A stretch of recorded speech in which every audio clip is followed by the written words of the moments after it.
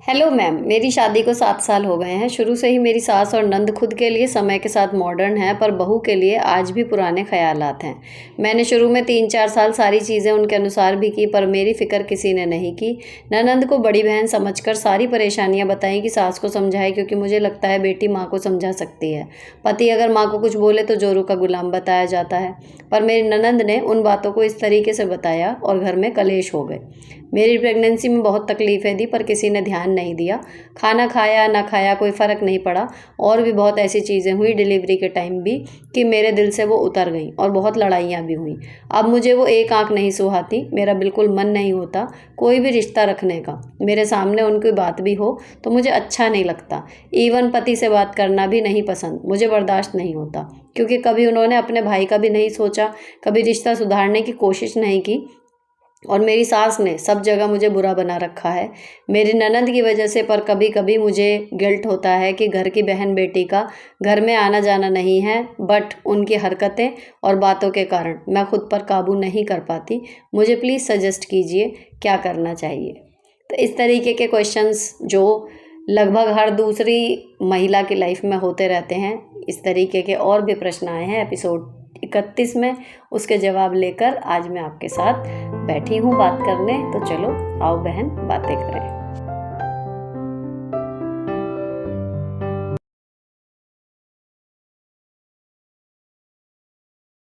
देखिए, जो आपके प्रश्न को पढ़ के समझ में आ रहा है मुझे, अभी आपके मन की अच्छाई पूरी तरह ख़त्म नहीं हुई, इसीलिए आपको वो गिल्ट महसूस होती है कि घर की बहन बेटी का घर में नहीं है आना जाना।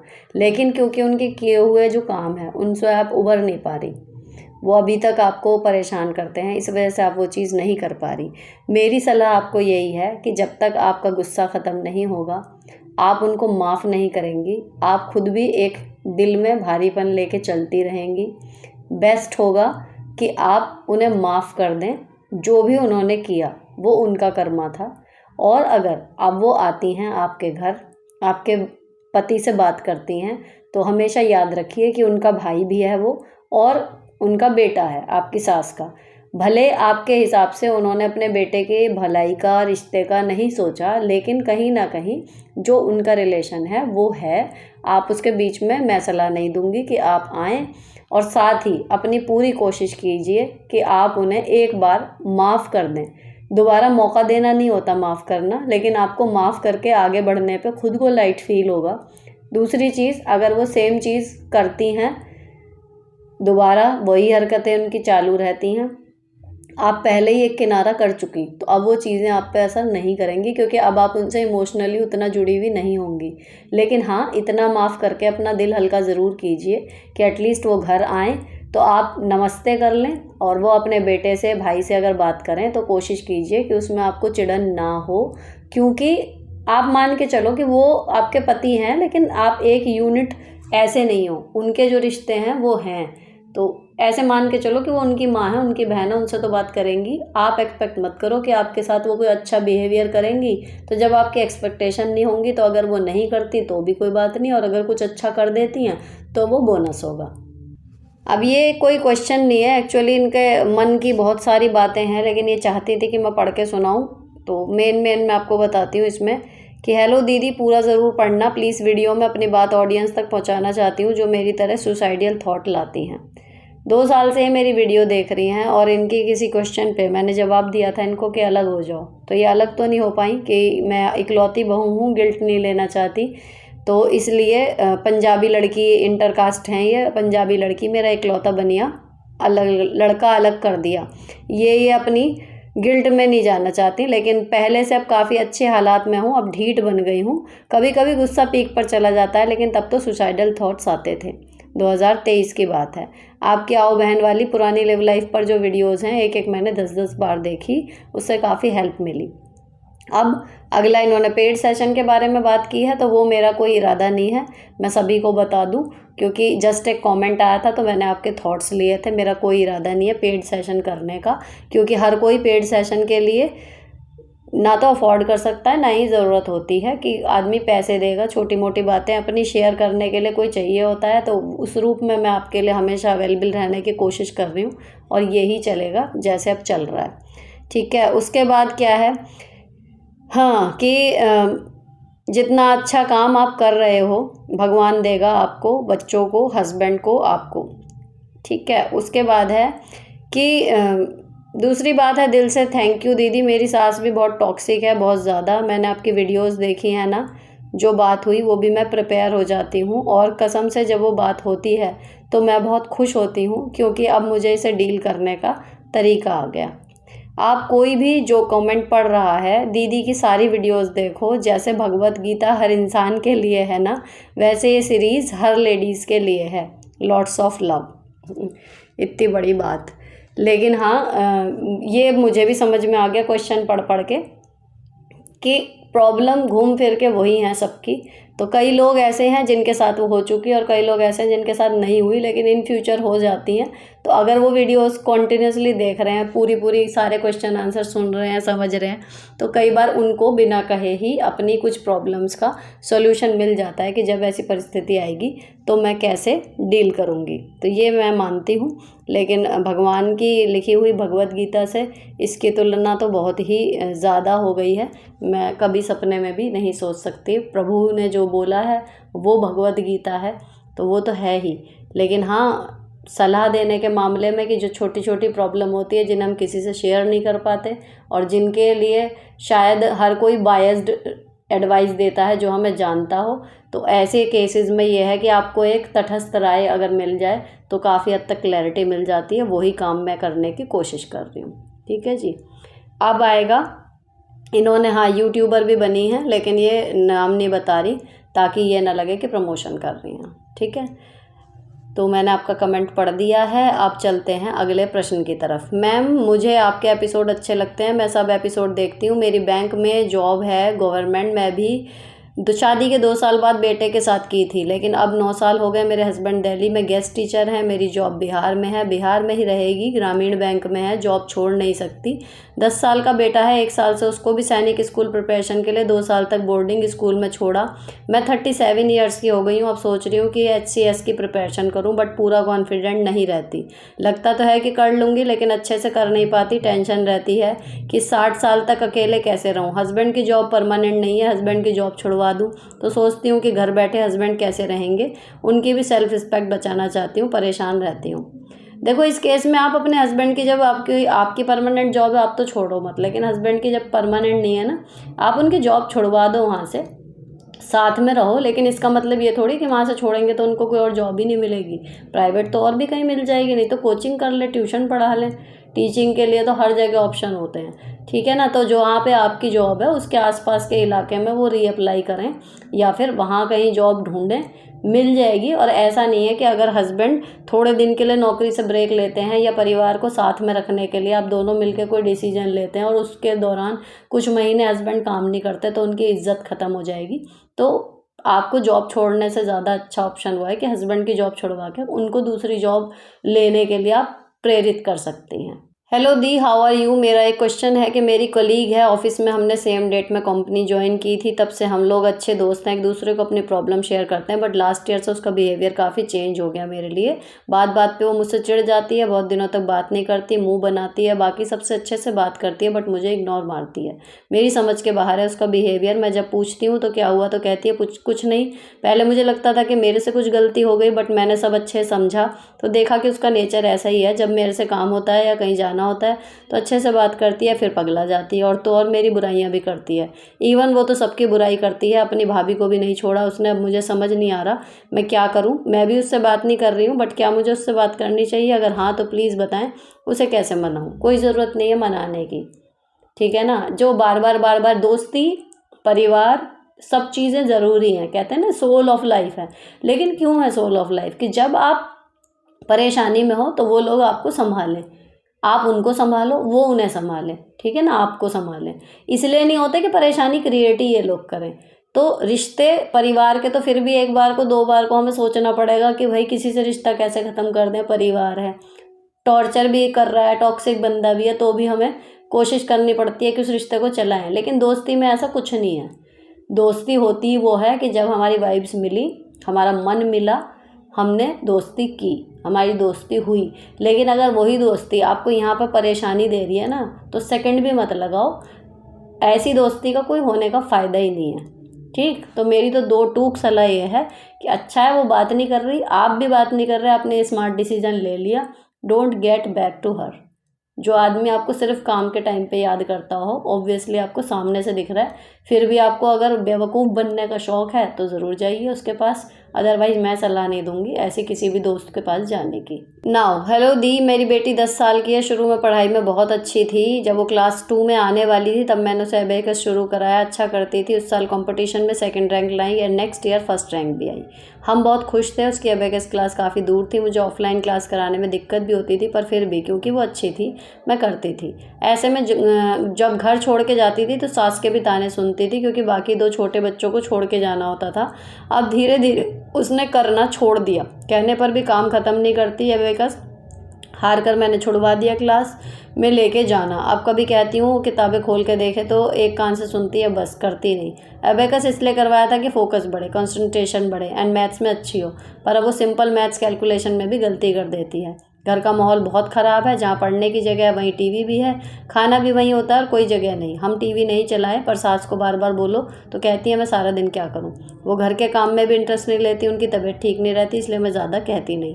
पर इन सब में बेटी का पढ़ाई में फ़ोकस कैसे लाऊं? आप भांजू क्लास की बात करते हो, वो बहुत ज़्यादा महंगी है मेरे लिए, नहीं करवा सकती। बच्चों को पढ़ाई में फ़ोकस के लिए क्या करूँ?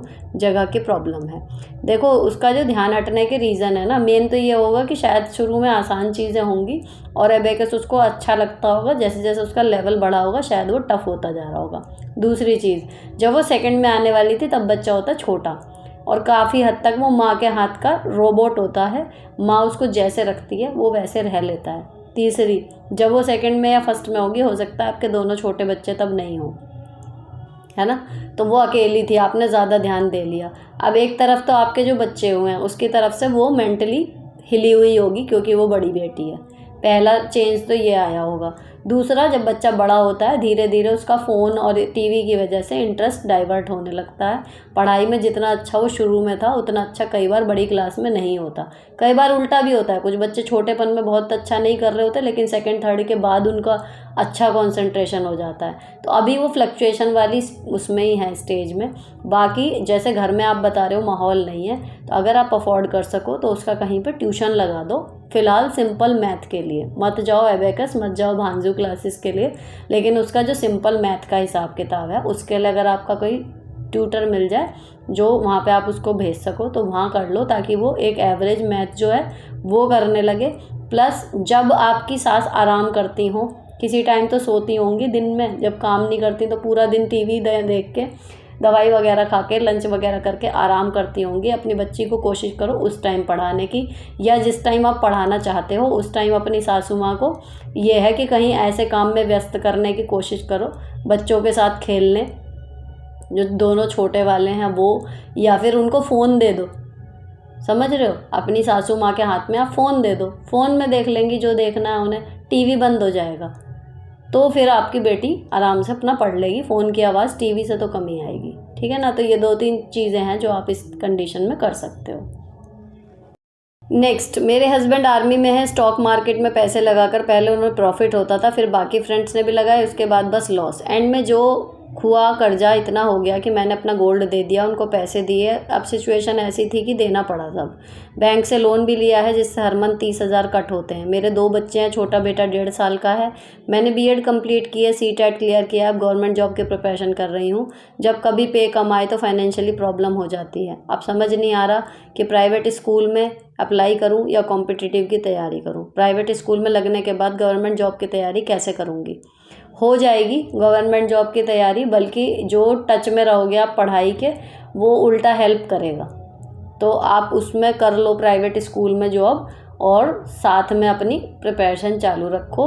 सफ़र करेगा थोड़े बहुत, घर का काम सफ़र करेगा, उसको करने दो, लेकिन एक तरफ आपकी अर्निंग अभी से आनी शुरू हो जाएगी और दूसरा जब जॉब लगेगी तो उसमें भी आपको कॉम्पिटिटिव एग्ज़ाम में ना, प्राइवेट स्कूल में जब आप पढ़ाओगे तो किताबें जब आप पढ़ोगे वो ऑटोमेटिकली आपको फ़ायदा ही देती हैं। बस ऐसा स्कूल पकड़ना जो वहीं के 6-7 घंटे वहीं पे काम ले ले, ऐसा ना हो कि वहाँ पे काम ले लिया उसके बाद फिर आपको घर के लिए भी उतना दे दिया। ऐसा स्कूल मत देखना, स्कूल सोच समझ के चुनना जहाँ पे काम अपना वहीं पे वहीं निपट जाए। तो ताकि आपका जो घर का टाइम है वो फटाफट से अपना काम मैनेज करके घर का, उसके बाद आप अपनी पढ़ाई कर सको। नेक्स्ट है घर से रिलेटेड। हेलो दी, मेरी शादी के 16 साल हो गए, पूरे ससुराल का खर्चा हम लोग देखते हैं। जेठ मेरे ससुर कछु कभी काम नहीं किया। हस्बैंड लोग दादा के समय में पड़ गए और इंटर मुश्किल से हुआ, फिर ससुर को अलग कर दिया। पूरी जिम्मेदारी हस्बैंड के हाथ में है और बहन की शादी, अपनी शादी, जेठ की शादी परिवार के साथ रहते हुए हमने सबका किया। जेठ को खेत और भैंस खरीद के दिया, अपना खर्चा करके फिर भी हमें ही करना पड़ता था। ससुर की वजह से जेठानी मायके में भी, ससुर की वजह से मतलब ये नहीं करना पड़ता था, खेत और भैंस देने के बाद भी। जेठानी मायके में भाई नहीं है, वहाँ की प्रॉपर्टी उनके हिस्से में है, फिर भी हमेशा रोती रहती हैं। मैंने बहुत कॉम्प्रोमाइज़ किया। उनके एक लड़का है, मेरी लड़की है, पर मैं सोचती थी सब परिवार है। हमारा बिजनेस हाई पर दी अब कुछ दिन हम बहुत परेशान थे पैसे से, तो हम दे नहीं पाए, तो हमसे बोलते नहीं थे। घर जाओ तो भी फ़ोन करो तो फ़ोन नहीं उठाना। मैंने पूछा क्या दीदी हमसे कोई बात है क्या, बोला ही नहीं। मैंने अपनी बहन माना हमेशा, मेरे मैके में माँ नहीं है। 3 साल की उम्र से पापा की दूसरी शादी, नानी के यहाँ रही हूँ। मैं किसी से कुछ कह भी नहीं सकती। मेरी एज 34 है, अब क्या करूँ। हो सके तो दीदी समझने की कोशिश करना, आज सबसे बुरी हूँ। देखो जो मुझे लग रहा है, जब आपके हस्बैंड ने सारी जिम्मेदारियाँ निभाई हैं ना, तो आपके परिवार वालों को ये लगता होगा कि ये बहुत कमाता है, इसके पास पैसा बहुत है। समझ रहे हो, जो आदमी सबका कर रहा होता है ना, चाहे वो अपनी किडनी बेच के कर रहा हो, लेकिन जिनका कर रहा होता है, दुखद बात है कि उन्हें ही लग रहा होता है कि इसके पास बहुत पैसा है, जितना खींच सको खींच लो। और एट द एंड होता क्या है कि जो लगा रहा होता है ना, उसके अपनी जो निजी जिम्मेदारियां कहना चाहिए, जो बीवी बच्चे, जो उसके सपने होते हैं अपने बच्चों को बनाने, कई बार वहाँ पे वो कॉम्प्रोमाइज़ करना उसे पड़ जाता है और गालियाँ अलग पड़ती हैं उसको, क्योंकि बच्चे सब हिसाब लगा लेते हैं कि पापा ने चाचा के बच्चों के लिए कितना किया, ताऊ के बच्चों के लिए कितना किया और हमारे लिए कितना कर रहे हैं। बीवी एक बार को एडजस्ट कर जाएगी, लेकिन बच्चे सब हिसाब लगा लेते हैं। तो अब उसमें क्या हो रहा है कि जो आप नहीं दे पाए ना बीच में थोड़ा सा खर्चा, उनको लग रहा है कि अब ये देना नहीं चाह रहा, तो वो रिश्ता ख़त्म करने की सोच रहे हैं, इसलिए उनका मुंह बन रहा है। ठीक, और अब वो दूसरी चीज़ ये है, लड़का उनके पास है, वहाँ की प्रॉपर्टी है पीहर की अपनी, तो कहीं ना कहीं अब उन्हें ये लग रहा है कि भाई हम तो सिक्योर हो चुके, अब आपसे जितना खींचना था वो खींच चुके, और अब आपको देखने में लग रहा होगा कि भाई हम परेशान हैं इसलिए नहीं दे रहे, लेकिन उनको ये लग रहा होगा कि शायद अब इसको देना नहीं है, तो अब कहीं उल्टा हमसे ना मांगने लगे, इसलिए बहुत सारी चीज़ें हैं। तो अब आपका क्या है कि जी आपकी टेंशन जो मुझे समझ में आ रही है कि एक तो आपको थोड़ा सा प्यार कम मिला है, तो आप चाहती थी कि परिवार बना रहे, इसीलिए आप सबका कर रही थी। वो चीज़ इतना करने के बाद भी नहीं हुई, और वो एक सार्वभौमिक सत्य है, कितना भी कर लो एंड में यही होता है। ठीक, तो वो नहीं मिला। हम किसी का पैसे से कर लें, शरीर से कर लें, लेकिन ससुराल के रिश्ते जो देखे हैं ना, अभी तक तो मैंने जो देखे हैं, कभी नहीं होते अपने। कितना भी कर लो, एंड में आके सब अपना अपना देखते हैं, और उसके बाद में जो कर रहा होता है और जिसने करने की वजह से अपना सब कुछ दांव पे लगा दिया होता है ना, एक एज का बड़ा हिस्सा वो ख़त्म कर चुका होता है करने में, परिवार को जोड़ने में, रिश्तों को जोड़ने में, वो एंड में ठगा सा महसूस करता है, जैसा आप कर रही हैं इस टाइम। तो अब घर में माँ नहीं है, या फिर यहाँ पर जेठानी अब बात नहीं कर रही, तो देखो मैं आपको समझा सकती हूँ एज अ फ्रेंड, थोड़ा सा स्ट्रॉन्ग बनो। जो हो गया वहाँ तक आप बहुत सही गई हो, अपने कर्मों पे पछतावा करने की आपको बिल्कुल ज़रूरत नहीं है, लेकिन जो चीज़ें ख़राब हो रही हैं उनको सही करना आपके बस की बात नहीं है। एक ही तरीका है, जैसे दे रहे थे पैसे वैसे दोबारा जब आपका बिजनेस ठीक हो जाएगा देना शुरू कर दो, और रिश्ते दोबारा से ठीक हो जाएंगे। ठीक, पैसे नहीं दिए रिश्ते ख़राब हो गए, पैसे दे दो रिश्ते बन जाएंगे। और अगर आपको लग रहा है कि आप पैसे इतने ही हैं कि या तो आप उन्हें दे सकते हो या फिर ढंग से अपनी बेटी के लिए जोड़ सकते हो, कल को उसकी भी शादी करनी है, तो फिर भाई जिस ट्रैक पे चले हो कि अब हैं तब भी मत दो, क्योंकि इतना आप कर चुके, अब उन्हें अपने पैरों पर खड़ा होने दो, और उसके बाद फ़ोन वगैरह करते रहो, त्योहारों पे आना जाना करते रहो, मुंह का बोल मत ख़त्म करो अपनी तरफ से, चाहे वो रूखा सूखा जवाब दें उसका भी आप पूरे से सम्मान से बात करो, जवाब दो। लेकिन अगर पैसे पे ही रिश्ता टिका हुआ है और आपने इतना कुछ कर दिया, अब वो ठीक ठाक स्थिति में है, तो अब आपका हाथ जब खिंच गया, मजबूरी में खिंचा है, लेकिन अब जब खिंच गया तो खींचे रहने दो, और देखो कि रिश्ता अब किस मोड़ पे जाता है। अपनी तरफ से तोड़ने की मत सोचो, अपनी तरफ से निगेटिव बातें मत करो। पैसा ठीक है रुक गया, लेकिन मुँह का बोल बिल्कुल वैसा ही रखो जैसा था, और ज़्यादा दिल छोटा मत करो। प्रिपेयर्ड रहो दोनों तरीके से करने के लिए कि या तो बिना पैसे के भी रिश्ते ठीक हो जाएंगे थोड़े टाइम बाद, अदरवाइज़ अगर पैसे के ऊपर ही जुड़े हुए थे तो ये रिश्ते टूटेंगे। तो थोड़ा सा मेंटली प्रिपेयर्ड रहना कि ऐसा हो सकता है, और फिर मैं ज़्यादा रोऊँ ना। नेक्स्ट, हेलो दी, क्या करें जब हस्बैंड ही भरी महफिल में इंसल्ट करने लगे, कहीं शादी में जाओ तो वहीं उल्टा सीधा बोलने लगता है और चिल्लाने लगता है सबके सामने, और घर में कहता है मेरे रिलेशन में मत जाया करो, केवल मैं जाऊंगा, और कहीं जाओ नहीं तो सब कहते हैं कि किसी से बोलती नहीं, कहीं आती जाती नहीं, प्लीज़ रिप्लाई दी, क्या करूं। देखो, जो सब कहते हैं वो सब कहाँ कह रहे हैं, पहले तो मुझे ये नहीं समझ में आता।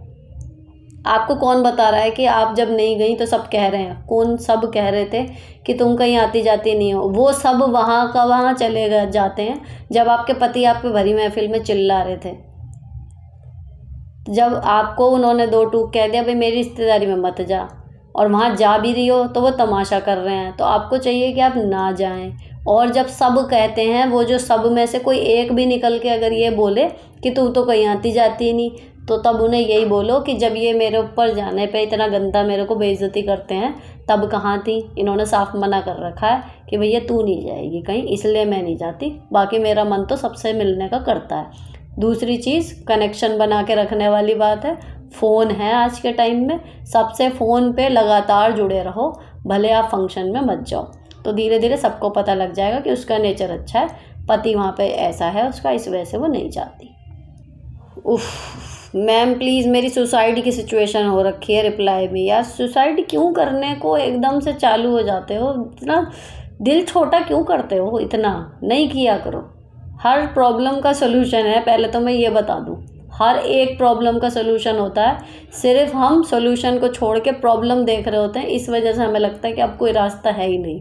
ऐसी कोई वो नहीं है जहाँ से आपका रास्ता ही ना निकल रहा हो, कुछ ना कुछ, चाहे मुश्किल आसान रास्ता होता है। तो सुसाइड जैसा वर्ड कभी अपनी ज़बान पे, अपने दिमाग में मत लाया करो, इसका कोई मतलब नहीं है। आपकी लाइफ इसलिए नहीं आपको मिली थी कि आप उसे ऐसे ख़त्म कर लें। सुनो अब क्वेश्चन, अब खुद को आपको लग जाएगा कि इतनी बड़ी बात नहीं थी, लेकिन मैं इन्हें समझाना चाह रही हूँ कि मत समझो इतना बड़ा कि मेरी सुसाइड की सिचुएशन हो रखी है। रिप्लाई भी, मेरी शादी को 5 साल हो गए, मेरा 4 साल का बेटा है, मैं बहुत खुश थी अपनी ज़िंदगी में। अभी मेरे देवर की शादी हुई है, फ़िलहाल उसे मेरे पास्ट के बारे में सब पता है।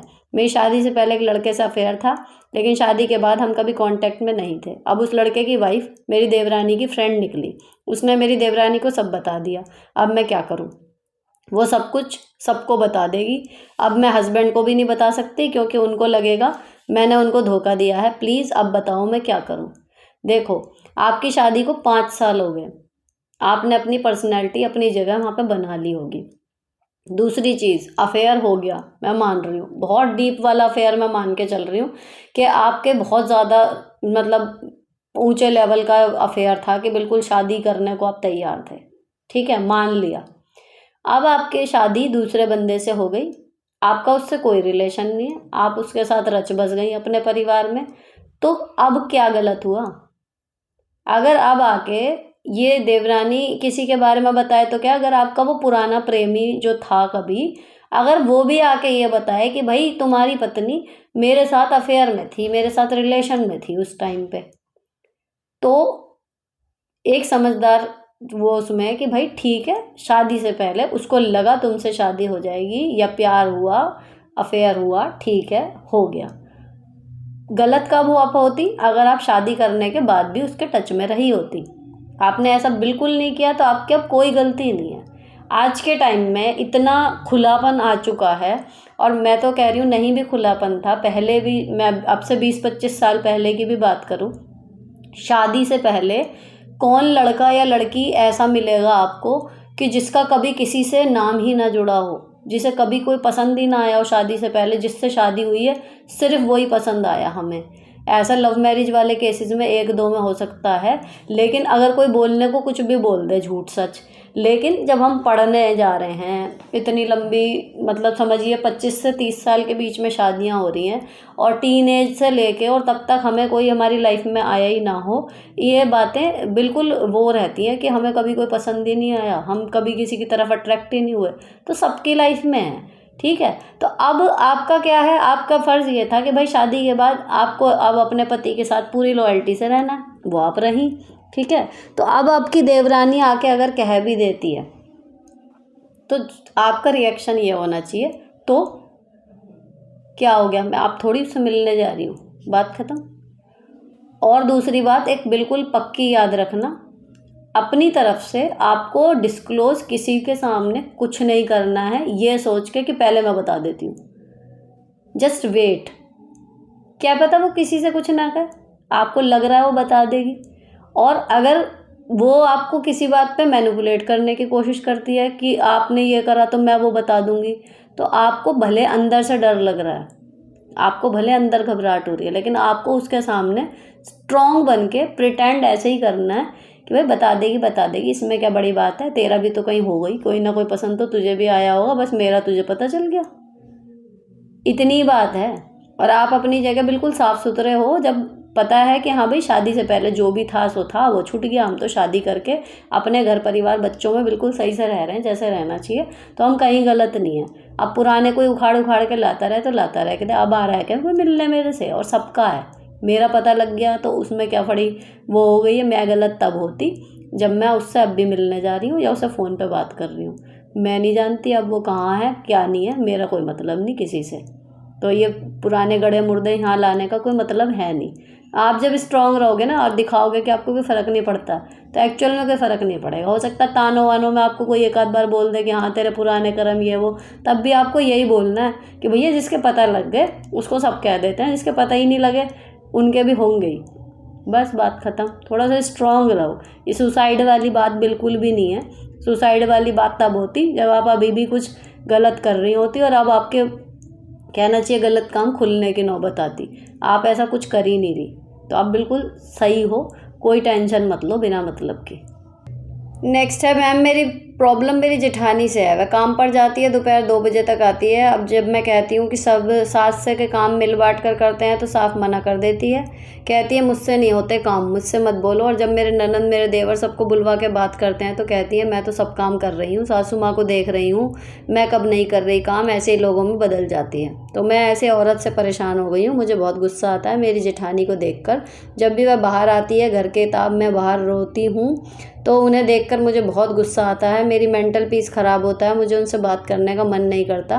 वह कुछ कहती है तो मुझे गुस्सा आता है, उन्हें देखते ही मुझे गुस्सा आता है। इसका आफत मेरे इफ़ेक्ट होगा, आफत नहीं, मेरे बच्चे और मेरे परिवार पर गिर रहा है। मैं इससे बहुत परेशान हूँ, प्लीज़ मैम इसका कुछ सजेशन बताएं।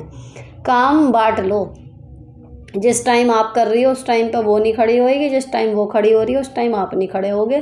तो जब वो कह रही हैं बिना करे कि मैं तो कर रही हूँ, तो मैं तो कर रही हूँ वाला वो खाना दिखाई देगा ना। अब क्या हो रहा है, मिल बांट के कर रहे हो, काम आप कर रहे हो, उन्होंने कह दिया मैं भी तो कर रही हूँ, तो जस्ट काम अलग अलग कर लो, दोपहर का या शाम का। जब वो दोपहर में 2 बजे आती हैं तो सुबह का नाश्ता दोपहर तक का वो तो आपको ही देखना है, शाम का खाना पूरा वो बनाएंगी। तो अगर वो बनाएंगी तो बनेगा, नहीं बनाएंगी तो नहीं बनेगा, तो सबको पता लग जाएगा कि वो काम कर रही हैं या नहीं कर रही। बस मेरे हस्बैंड की सैलरी 10,000 है, हमारा घर का बहुत खर्चा तंगी से चलता है, कैसे मैनेज करूं, मेरे हस्बैंड के कपड़े ले सकूं बच्चों के और अपने, क्योंकि ये सब नहीं हो पाता। बाकी सब तो चलिए खैर इधर उधर से कैसे भी करके थोड़ा पर मैनेज हो जाता है, लेकिन मेरे हस्बैंड के कपड़े नहीं ले जाते। इनको कहीं जाना हो तो किसी से मांग कर कपड़े पहन कर जाना पड़ता है। मुझे ये बात बिल्कुल अच्छी नहीं लगती, प्लीज़ बताइए मैं कैसे करूं या कैसे मैनेज करूं, मैं इनको कपड़े लेकर दे सकूं, प्लीज़ बताइएगा। 10,000 सैलरी है, वो मुझे ही देते हैं याद करके, लेकिन मुझे देने होते हैं घर खर्च के सबको पैसे। तो देखो जहाँ से आप अपने तीनों के मतलब आपके कपड़े नहीं बन पा रहे, लेकिन आपको ज़्यादा जो है वो ये है कि अपने हस्बैंड के मैं कैसे करूं, है ना। और एक दूसरा इन्हीं का ही है कि इनका जो है बच्चा अभी छोटा है, लेकिन स्कूल पढ़ने के लायक हो जाए तब तक ये अपना कुछ काम कर लें।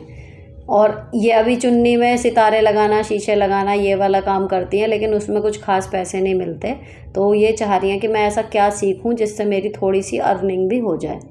तो देखो, अर्निंग के लिए, सीखने के लिए तो जब आप एग्जैक्टली अभी भी जुड़ी हुई हैं सिलाई के एक तरीके के काम में कि उस पर शीशे वगैरह लगाने के, उसकी बजाय ये थोड़ी सी, मतलब काम में मेहनत ज़्यादा पैसे कम, इसके बजाय थोड़ी सी आप स्टिचिंग सीख लो, सूट सीख लो, खाली सिंपल सूट बनाने, ट्राउज़र सीख लो, एक यूट्यूब पे ट्यूटोरियल देख के सीख लो, नहीं कोई और सिखाने वाला मिले, सस्ता कपड़ा लेके 4-5 ट्राउज़र अलग अलग साइज़ के, लोगों के नाप के ट्राउज़र वाले सूट सिलना सीख लो। शलवारें बनाने वाले तो आसान होते ही हैं, और अच्छे अच्छे से गले बनाना सीख लो। खाली सारी चीज़ें मत सीखो कि गाउन भी बना, ये भी बना, वो भी बना। आप सिंपल सलवार सूट, और बहुत अच्छा करना है तो ब्लाउज़, ये 2 चीज़ें आप जो है उनमें ऐसी प्रैक्टिस कर लो कि वो बिल्कुल फिटिंग बढ़िया आ जाए। तो आपको घर बैठे काफ़ी सिलाई मिलने लगेगी, और जितनी मेहनत आपको शीशे और चुन्नी में वो मोती लगाने में वो लग रही है ना, उससे कम मेहनत या उतनी मेहनत में आप उससे कई गुना पैसे जो है वो कमा लोगे। तो फ़िलहाल आप कहीं पर अगर कोई टेलर ऐसा हो जो सिखा दे, या फिर आप यूट्यूब पे ही ट्यूटोरियल देख के सस्ता कपड़ा लेके अपने बनाओ पहले, और फिर औरों के नाप लेके प्रैक्टिस करना शुरू करो थोड़ी सी। क्योंकि इन कामों में पता है परफेक्शन होता है। अगर आपकी फ़िटिंग सही बैठती है तो आपके पास घर बैठे काम आएगा खूब। और दूसरी चीज़, जो आप कपड़े के लिए परेशान हो रही हैं 10,000 में से, आप 10,000 में से ज़्यादा मत बचाओ, खूब खींच तान करके महीने के कोशिश करो 100 रुपये बचा लो, और उनको किसी गुल्लक में डाल दो। तो जो आप बिल्कुल नहीं ले पा रहे हो ना कपड़े, तो वो आपके 4-6 महीने तो ये स्थिति जो चल रही है वो चल रही है, फिर आप धीरे धीरे ले पाओगे। और दूसरी चीज़, कपड़े जब लो तो सस्ते के चक्कर में रद्दी क्वालिटी के मत लेना। जब लो तो पहचान करके कपड़े की क्वालिटी ऐसी लेना जो एक बार लेके वो सालों तक सुंदर और नया लगे, ठीक है ना। ऐसे ही अपने लो, ऐसे ही बच्चे के लो। 10,000 में से 100 रुपये या 200 रुपये आप किसी तरीके से अगर बचा लेते हो हर महीने, और मुझे लगता है कि वो बच जाएंगे जब आप हर तरफ से खींचातानी करोगी, तो उतने पैसे अगर आपने डाल दिए गुल्लक में डाल दो, और 5-6 महीने बाद आपके पास इतने पैसे हो जाएंगे, 1,000-1,200 रुपये, कि आपके हस्बैंड के कपड़े आ जाएंगे एक बार। फिर ऐसे ही बच्चे के ले लो, ऐसे ही अपने ले लो। तो थोड़ा थोड़ा करके ही होगा जब कमाई नहीं है तो। देखिए यहाँ पर है, हाय मैम, मेरे पति से 10 साल से सेक्सुअल रिलेशन ठीक नहीं है। मेरी शादी को 15 साल हो चुके हैं, मेरे 2 बच्चे हैं। आप बोलोगे कि बात करके देख लो, बहुत बार बात कर ली, मना, पर कुछ नहीं हुआ। मैं रोती हूँ, गुस्सा के प्यार से ही बात की, पर कोई फ़ायदा नहीं हुआ। मैं जिस वक्त कमेंट कर रही हूँ मेरी आँख से आंसू बह रहे हैं। मैं रात दिन यही सोचती हूँ कि कैसे ज़िंदगी जीऊँ। रात को 2 बज जाते हैं, मुझे नींद नहीं आती, किसी से बोल नहीं सकते, मैं नहीं जी पा रही हूँ, ना मर पा रही हूँ। बहुत उम्मीद के साथ कमेंट कर रही हूँ कि आप कुछ बताएं, आप रिप्लाई ज़रूर करें। मैं शब्दों में नहीं बता पाऊँगी कि मैं कितनी परेशान हूँ। आप भी एक लड़की हैं तो मेरी भावनाओं को समझेंगी।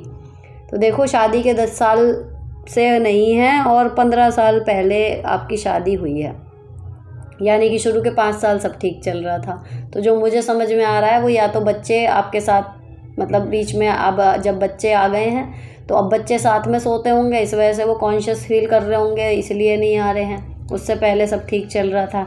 या फिर आपकी बॉडी चेंज हो गई होगी और वो शायद पुरानी बॉडी को ही तलाश रहे हैं, अब वो आपकी तरफ अट्रैक्ट नहीं हो रहे। या फिर वो अपने काम धंधे के चक्कर में ऐसे परेशान है कि उनका शरीर और दिमाग साथ नहीं दे रहा। चौथा रीज़न ये हो सकता है कि हो सकता है उन्हें अब आप पसंद नहीं है, कोई और पसंद आने लगा हो, और अब आपको इस चीज़ की जानकारी नहीं है। तो इन चारों पांचों में से ही कोई एक रीज़न होगा जिसकी वजह से वो इतने कटे कटे रहते हैं। और आप थोड़ा बहुत खुद सोचिए कि इनमें से क्या रीज़न है। अगर कोई है तो उसको दूर करने का प्रयास कीजिए, अदरवाइज़ कोई भी रीज़न नहीं है इनमें से, और फिर भी वो नहीं मांग रहे। अब जब बात भी कर चुकी हो, गुस्सा भी दिखा चुकी हो, लड़ भी चुकी हो, तो अब भीख तो मांगोगी नहीं इस चीज़ के लिए। सिंपली सब्र कर लो। जिन औरतों के पति बहुत कम उम्र में मर जाते हैं वो भी तो जीती ही हैं सेक्स के बिना। तो कंट्रोल करो। अपना आत्मसम्मान खोने से अच्छा अपना आत्मसम्मान बचाओ, और अपनी जो ये इच्छाएं हैं हमारी सेक्स से जुड़ी हुई, इसको आप कंट्रोल कर लो, तो कम से कम आपकी एक इज़्ज़त बनी रहेगी अपनी नज़रों में, उनकी नहीं, अपनी नज़रों में बनाए रखने के लिए बहुत ज़रूरी है कि हम इतने कहना चाहिए लालायित हो गए हैं कि हम किसी के पैरों में पड़ जाएंगे इस काम के लिए। ठीक है, ज़रूरी हैं ये चीज़ें, नॉर्मल रहता है इंसान, सब चीज़ें समय से होती रहें तो। लेकिन अगर नहीं हो रही तो क्या हम अपना आत्मसम्मान दांव पे लगाएंगे, किसी के पैरों में गिर के भीख मांगेंगे कि हाँ ये करो हमारे साथ? तो ठीक है, नहीं चाहिए तो उनको आप कह चुकी, सब कुछ कर चुकी, तो लेट इट बी। अपने आप को सब्र में रखो और ध्यान अपना दूसरी तरफ बटाओ। उनको नहीं चाहिए तो आप भी अपना सब्र कर लो कि ठीक है मुझे भी नहीं चाहिए। और जो कारण मैंने बताए ये 4 पहले, अगर इनमें से कोई है आपकी बॉडी को लेके या बच्चों के सोने को लेके, तो उस पर आप काम करो, मे बी चीज़ें काम कर जाएं। हेलो मैम, मैं बहुत ही लेज़ी हो गई हूँ, बहुत कोशिश करने के बाद भी सुबह जल्दी नहीं उठ पाती हूँ, बहुत ही परेशान हूँ, प्लीज़ हेल्प। देखो जिम्मेदारियाँ उठा देती हैं, वरना तो कौन ही उठता है। तो अगर आप नहीं उठ पा रही, इसका मतलब अभी आपको ज़िम्मेदारी का पूरा एहसास नहीं है। जिस दिन आपको ये समझ में आएगा कि अगर मैं नहीं उठी तो मेरी लाइफ गई, ट्रैक पे ही नहीं आ पाएगी, मेरे काम अधूरे रह जाएंगे, उस दिन आप उठने लगोगी। यानी आप अभी अपने कामों को सीरियसली ले ही नहीं रहे हो। जिस दिन लेने लगोगे अपने आप आँख खुलती है। अब है जी, आप अपने गवर्नमेंट जॉब का पूरा प्रोसीजर बताइए। तो देखिए मेरी तो जॉब को हो गए 22 साल। उस टाइम मैंने की थी बीटीसी और उस टाइम क्वालिफ़िकेशन मांगी जाती थी ग्रेजुएशन, मिनिमम 45% उसमें होने चाहिए। और उसके बाद एक एंट्रेंस टेस्ट होता था, देन 2 साल की बीटीसी होती थी, उसके बाद नौकरी मिल गई थी।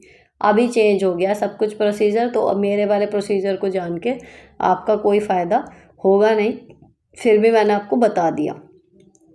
नेक्स्ट आता है मैम, मैंने पहले भी अपनी प्रॉब्लम शेयर किया था, आपने रिप्लाई नहीं किया, सॉरी। देवर की दूसरी शादी है, पहले वाले का लड़का हम संभाल रहे हैं, मेरे 3 बच्चे हैं, उनको भी हम पढ़ाते हैं। मेरे हस्बैंड छोटा सा काम करते हैं, जबकि ससुर और देवर गवर्नमेंट जॉब में हैं। हम सभी शौक छोड़कर खर्चा उठा रहे हैं, वो अपने हर खुशी के काम करते हैं। 2 बेटियां हैं, बड़ी बेटी 12 साल की हो गई है, मैं टेंशन में रहती हूँ, हमारे पास अपना घर भी नहीं है, सब एक ही घर में रहते हैं। तो देखो पहले तो मुझे ये नहीं समझ में आ रहा, जब देवर की गवर्नमेंट जॉब है और उसने दूसरी शादी कर ली, तो दूसरी शादी काहे के लिए करी थी? तो जो उसका पहला बच्चा है वो उसे ही रखना है ना, फिर वो अपनी दूसरी पत्नी के साथ उसे पालेगा। आप बीच में आके आप अपनी जिम्मेदारी, चलिए जब तक उसकी शादी नहीं हुई थी, अब घर में माँ नहीं थी, आपने संभाल लिया। अब माँ आ गई है तो वो बच्चा तब वहाँ जाना चाहिए था। पहली तो यही चीज़ इसमें झोल है कि क्यों नहीं गया वो। और जब वो गवर्नमेंट जॉब में है और उसका बेटा आपके पास है, तो उसको आपको कुछ पैसे से मदद करनी चाहिए। नहीं कर रहा, आप कह भी सकते हो कि भाई ठीक है बच्चा यहाँ पे ज़्यादा खुश है, यहाँ रह रहा है, लेकिन तुम इसके कुछ 8-10 हज़ार रुपये महीने के दे दो तो हम इसकी अच्छी परवरिश अच्छे से कर पाएंगे, हमारी तनख्वाह में थोड़े खींचतानी हो रही है, ठीक है ना। और आपके ससुर, उनकी भी गवर्नमेंट जॉब है, तो उनको नहीं दिख रहा कि आपके पास एक और एक्स्ट्रा जिम्मेदारी भी, आप दूसरे भाई की भी संभाल रहे हो, आप वैसे भी पैसे से कमज़ोर हो, तो थोड़ी मदद आपकी कर दें। तो ये चीज़ें तो मुझे ये नहीं समझ में आ रहा कि उनको दिख क्यों नहीं रही। बाकी अब आप कर क्या सकते हो भाई, अगर अपने जी पे पत्थर रख के आप चाहो तो उस बच्चे को कह सकते हो कि भैया अपना बच्चा ले जाओ। लेकिन एक बच्चे के जाने से आपकी अगर सैलरी पहले से ही कम है, थोड़ा बहुत सहारा तो लगेगा, लेकिन बहुत ज़्यादा दिन तो आपके बदलने वाले हैं नहीं। पर वो बच्चा अगर आपके पास रह रहा है तो वो अटैच हो गया होगा बहनों से, तो वही कर सकते हो आप कि भैया अगर पूरे सिनेरियो में देखें तो वो बच्चा आपकी जिम्मेदारी है नहीं टेक्निकली, तो आप उसी को कह सकते हो कि भाई अपना बच्चा अपने पास ले जाओ, वहाँ वो बच्चा सफ़र करेगा। बाकी आप कुछ कर नहीं सकते, उनसे सीधे सीधे आप बात कर सकते हो कि भाई ठीक है बच्चा यहाँ पे खुश है, आप लोग हमारी थोड़ी फाइनेंशियली हेल्प कर दिया करें ताकि हमारी गृहस्थी स्मूथ चलती रहे। हेलो दी, कैसे हो आप? दी मुझे एक हेल्प चाहिए, मैं जॉब करती हूँ, मेरे साथ का स्टाफ बहुत ही एटीट्यूड और चुगलीबाजी करता है, मुझसे ये काम नहीं होता, ना घर पर ना ही बाहर। मैं बहुत कम बोलती हूँ, इस वजह से बहुत परेशान होती हूँ कि तुम बोलती नहीं हो। मेरे अगेंस्ट भी बहुत स्टाफ क्या है, मेरे पीछे से बात करते हैं, मैं ये सब फेस नहीं कर सकती, मुझे जॉब करने का ही मन नहीं करता। प्लीज़ मुझे बताओ कि मैं क्या करूँ। प्लीज़ दी रिप्लाई ज़रूर करना, मुझे बहुत सैड फील हो रहा है, बहुत टाइम से ये सब चल रहा है। देखो बाहर निकल के ना थोड़ा सा व्यवहारिक बनना पड़ता है। अब आप जो है यहाँ पर ये कह रहे हैं कि एटीट्यूड और चुगलीबाजी करते हैं, आप ये मत करो। लेकिन जो आप कह रहे हो ना बहुत कम बोलते हो, कन्वर्सेशन हर एक से करो, जेन्युइन और नॉलेज वाली, उससे आपके धीरे धीरे संबंध अच्छे होंगे सबके साथ। और रही बात इसकी कि एटीट्यूड, तो देखो कोई एटीट्यूड अगर आपको दिखा रहा है, शुरुआत में उसको टैकल करने का तरीका होता है आप बिल्कुल विनम्र रहो, ठीक। वो एटीट्यूड दिखा रहा है, दिखाने दो। कहते हैं ना थोता चना बाजे घना, वो हमेशा हर जगह काम करती है। और ऐसी एक नहीं 3-4 कहावतें हैं, अध जल गगरी छलकत जाए, या फलदार पेड़ ही झुकते हैं, बिना फल वाले तने खड़े रहते हैं। तो जो एटीट्यूड दिखाता है एक्चुअल में वो चिल्ला चिल्ला के कह रहा होता है कि मैं तुमसे कम हूँ, तो उसको चिल्ला के बताना पड़ता है बड़ा होने के लिए। लेकिन जो एक्चुअल में गुणवान व्यक्ति रहता है, जिसमें सच में क्षमता होती है, वो विनम्र ही मिलेगा आपको, ठीक। तो एटीट्यूड वालों से तो बिल्कुल प्रॉब्लम रखने की ज़रूरत नहीं है, वो दिखा रहे हैं, आप उल्टा विनम्रता से बात करो। चुगली वाले जो हैं उनको आप ठीक नहीं कर सकते, उनको करनी है, यहाँ की सुनेंगे वहाँ, वो नहीं करेंगे, उनके पेट में दर्द होगा, मैं आपको बताऊँ तो। चुगली वाले अगर आपके बारे में कहते हैं कुछ कि भाई ये तो ऐसी है, ये तो वैसी है, लेकिन आपकी सबसे 1-on-1 कन्वर्सेशन अगर होती है तो कहीं ना कहीं आप ओरिजिनल क्या हो वो लोगों को एक आइडिया होगा।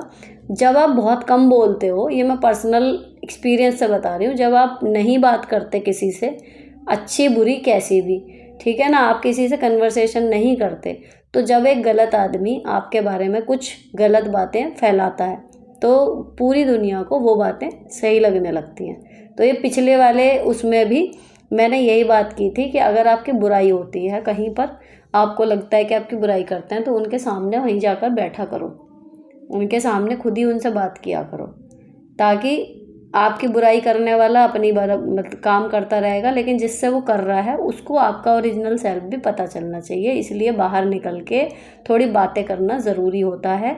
झूठ मत बोलो, किसी का दिल मत दुखाओ, लेकिन नॉर्मल शिष्टाचार भरी बातें आपको सबसे करनी चाहिए, घर में भी और बाहर भी।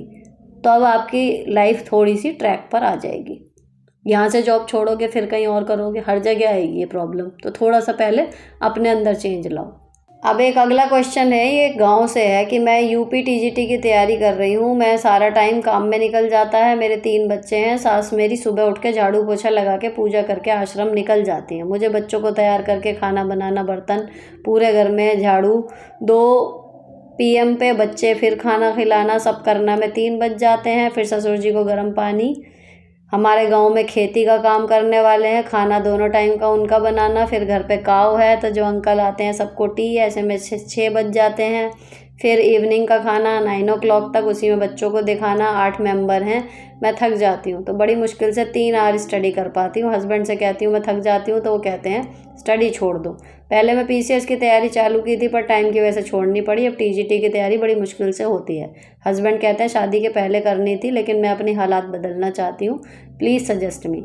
तो जब आप इतनी स्ट्रॉन्ग बन के सारे काम कर रहे हो और 3 घंटे फिर पढ़ रहे हो, तो अपनी थकान को एक किनारे रखो, कुछ स्ट्रेचिंग कर लिया करो, जिससे मेंटल और फिजिकल दोनों थकानें थोड़ी देर के लिए करने से वो गायब हो जाएं। और कुछ टाइम की बात है, ये स्ट्रगल आपकी सारी ज़िंदगी की नहीं है। जब तक आपका सिलेक्शन नहीं होता, जब तक आपको करना है, तो एक एक दिन करके आप उस टाइम को काट ही रहे हो। तो जैसे चल रहा है करते रहो। रही बात हस्बैंड से कहने की, तो वो क्या ही कर लेंगे, आप थक जाती हो। जितना मुझे कमेंट के ज़रिए पता लगा, सब ये कहते हैं गांव में मेड वगैरह भी नहीं मिलती, अगर कोई हाउस हेल्प मिल सकती तो आप वो लगा सकती थी, अदरवाइज़ हस्बैंड इसमें क्या ही कर लेंगे। तो वो भी अपना पल्ला यही कह के झाड़ रहे हैं कि शादी से पहले कर लेना चाहिए था। तो आपको मेरी सलाह यही है कि जैसे चल रहा है करते रहो, हिम्मत रखो, जहाँ दर्द हो रहा है वहाँ की एक्सरसाइज कर लिया करो, दर्द की ट्यूब लगा लिया करो, लेकिन जैसे पढ़ रही हो पढ़ती रहो, ताकि जल्दी से सिलेक्शन हो और आपके दिन बदलें।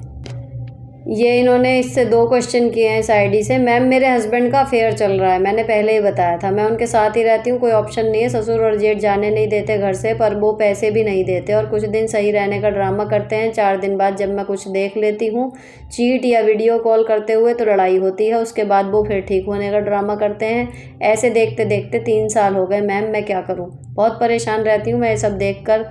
जीऊँ कि जिस वे मेरे हस्बैंड का अफेयर चल रहा है, वो भी हमारी गली में रहती है और घर के सामने ही है, तो हस्बैंड आते जाते हैं तो उनको देखती हूँ, बहुत बुरा लगता है, सब देखकर गुस्सा आता है, मैं परेशान हो जाती हूँ, प्लीज़ बताएं मैं क्या करूँ। अब इसमें इनके 3 ईयर का एक बेबी बॉय है। फादर इन लॉ ने एडमिशन तो करवा दिया, हस्बैंड बस राशन और सब्जी वाले का पेमेंट कर देते हैं, कुछ पैसे नहीं देते। मुझे देखते हैं अपने मम्मी को घर में नहीं जा सकती क्योंकि मेरे पापा नहीं है, और जाने को बोलती भी हूँ तो फादर इन लॉ रोक लेते हैं। पर ऐसे मेरे बेटे पर कितना फ़र्क पड़ेगा, उसकी लाइफ पर कितना फ़र्क पड़ेगा। उसके पापा ही ऐसे हैं, रिलेशन वगैरह कुछ नहीं है, बात भी नहीं करते। कुछ गलती हो जाए तो बहुत गाली देते हैं, मैके वाले तक पहुंच जाते हैं। हर गलती पर ये लड़ाई में कभी कभी हाथ भी छोड़ देते हैं, ड्रिंक भी करते हैं। प्लीज़ बताओ मैं क्या करूं? इनके साथ रहकर इनको डील करूं या हमेशा हमेशा के लिए चली जाऊं? फिर जो होगा देखा जाएगा, पर इनसे तो छुटकारा मिलेगा। प्लीज़ बताना प्लीज़। देखो सारी कंडीशन देख के, अब वही ड्रिंक मारना ये सब चीज़ें अपने आप में ही इतनी बड़ी बात है, लेकिन अब आपके हस्बैंड का अफेयर चल रहा है और गली में ही उनकी माशूका रह रही है। आपका वहाँ पे कोई काम है नहीं, आपके ससुर और जेठ रोक रहे हैं खानदान की सो कॉल्ड इज्जत की वजह से। आपको रुकने का वहाँ पे कोई लाभ नहीं होने का। जितने साल रुकोगी खराब करोगी अपने, वो साल रीस्टार्ट करना ही पड़ेगा, आज नहीं तो कल। तो निकलो वहाँ से। मैं आसाम की रहने वाली हूँ, एक गवर्नमेंट प्राइमरी इंचार्ज टीचर हूँ। मेरे स्टाफ है एक, उसकी एटीट्यूड बहुत ज़्यादा, बात करने का तरीका नहीं जानती, उसके साथ कैसे जॉब करूँ? प्लीज़ आप कुछ सोल्यूशन दीजिए। देखो इस जॉब में आके ना मैंने एक चीज़ सीखी यहाँ पर, जिसे मैं समझती थी स्पाइनलेस, कि यार कहने की बात पे ये बंदा कह भी नहीं रहा, कैसा बंदा है ये वो। लेकिन यहाँ पर हमारे विद्यालयों में जो मैंने देखा, ये एक नौकरी करने की कला है। आपको एक्शन लेना है लेकिन हर एक बात पर नहीं। उनका एटीट्यूड, उनके बात करने का तरीका, वो आपका मैटर नहीं है और हमेशा का साथ भी नहीं है। आज नहीं तो कल वो जैसी हैं अपने लिए हैं, आप जैसी हो अपने लिए हो। जैसा काम आपका उनसे पड़े, जो काम आपको उनसे करवाने हैं, आप उनसे विनम्रता से कहिए कि भाई आप अपनी तमीज़ में तो रहेंगी ना। वो बदतमीज़ हो सकती है कि भाई ये काम है करना है, वो कहे नहीं करना है, आप भी मत करो। जो विद्यालय का काम बच गया है लिख के दे दो प्रॉपर कि भैया इस बंदी की जिम्मेदारी है, इनने नहीं करा। जब आप पेपर वर्क अपना मजबूत रख लोगे, बाकी रिलेशन बनाने की हमारी कोई जिम्मेदारी नहीं है। स्टाफ है, घर परिवार नहीं है। वो बन जाए वहाँ अच्छे रिलेशन, आपकी नौकरी आराम से कट जाएगी। लेकिन अगर नहीं बनते तो ठेका नहीं ले रखा कि कोई कितना ही बदतमीज हो, हम रिलेशन बनाएंगे उससे। मतलब से मतलब रखो, जितना काम से काम है।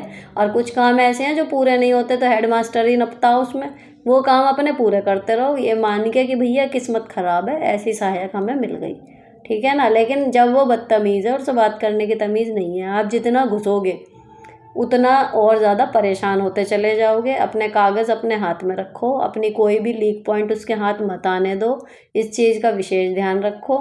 लिमिटेड बात करो, ट्राई टू इग्नोर हर कि वो है ही नहीं, आप उसको इनविजिबल तरीके से देख सकते हो ना, कोशिश ये करो। हालांकि मुझे पता है कि ये नेक्स्ट टू इम्पॉसिबल काम है, क्योंकि आप कैसे किसी को अवॉइड कर सकते हो? वो बच्चे पढ़ाएगी, वहाँ गड़बड़ आएगी। वो काम करके नहीं देगी, वो आपको करना पड़ेगा। स्कूल टाइम से नहीं आएगी जाएगी, 10 चीज़ें हैं। कहेगा सब आपको कि भैया इंचार्ज टीचर आप हो, तो वहाँ पे आपके पास एक ही वो है कि नहीं है। अगर वो, तो आप उसके लिए झूठ नहीं बोलेंगी। कोई काम अगर उसकी जिम्मेदारी है लिखित रूप में, तो आप कह सकती हो कि भैया उसकी जिम्मेदारी थी, उसने नहीं करा। कोई रिश्तेदारी आपसदारी निभाने की ज़रूरत नहीं है, किनारे से रहो, ठीक, तो जितना हो सके। बाकी आप इंचार्ज हो, आप तो कहीं जा भी नहीं सकती, जाएगी वही। कुल मिला के जितना हो सके अवॉइड करने की कोशिश करो, मत घुसो गंद में। नेक्स्ट दी, मेरी भी एक प्रॉब्लम है। मैं अपनी सास के लिए वो जैसा कहते हैं वैसे ही करती हूँ, लेकिन 2 साल हो गए शादी को, मुझे रहने ही नहीं देती। वो हर बार गांव जाती है, मैं पूरा घर संभालती हूँ, फिर भी आने के बाद पूरे समाज में मेरी बदनामी करती हैं। अभी भी वैसा ही हुआ, लेकिन अभी मुझे छोटा बेटा था, मैं उसको ले लेकर काम करी हूँ, फिर भी उनको अच्छा नहीं लगा। आने के बाद लड़ाई करके गालियाँ देती हैं। मेरी ननद भी गाँव में ही है, तो उससे वो सब फैसिलिटीज़ देती हैं। मेरी सबसे बात बंद करवा दी है समाज में, और मुझे अलग कर दिया है। कहती है तुम्हारा घर है, क्या हुआ किया तो। अगर अलग करते समय बोलती हैं कि एक रूम में ही रहो, बनाओ और खाओ, अब वो अलग बनाती है, लेकिन फिर भी मेरी बदनामी करती रहती हैं। अपनी बेटी को संभालती रहती हैं, उनको शॉप भी लगा दी, हमको कोई सपोर्ट नहीं है, गालियाँ भी बेकार देती हैं। देखो आप सोच रहे थे कि काम करके सासू माँ की लाडली आप बन जाओगी, लेकिन सासू माँ जो हैं वो, समझ रहे हो, कितना भी कर लो, वो करेंगी बेटी का ही। तो आपके पति क्या कमाते हैं, आप उस पे थोड़ा ध्यान दो कि भैया अपनी कमाई से। अब ये मैंने देखा गाँव में कि भैया अलग कर दिया, लेकिन एक ही कमरे में रहो, खाओ बनाओ सब कुछ करो। वो ऐसी जेल की कोठड़ी सी बना देते हैं अलग करने के नाम पे, और पूरे गाँव में जो चौधरी बनी फिरेंगी वो सास बनी फिरेंगी, और बहू बेचारी जो है वो ना तो जीने में रह जाती ना मरने में रह जाती।